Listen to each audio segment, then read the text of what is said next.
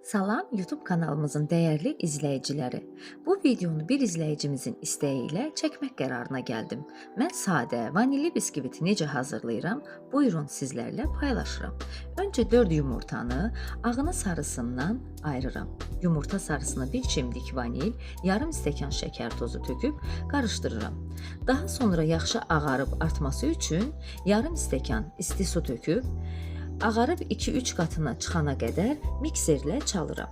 Daha sonra yumurta ağlarına bir çimdik duz və 1 stəkan şəkər tozu qatıb, ağarıb bezi halına gələnə qədər mikserin yüksək sürəti ilə çalırıq. Sonra yumurta sarılarımıza yarım stəkandan az duru yağ əlavə edib biraz qarışdırırıq. Qarışdırdıqdan sonra üzərinə 1 stəkan yarım un, yarım stəkan qarğıdalı nişastası və bir paket qabartma əlavə edib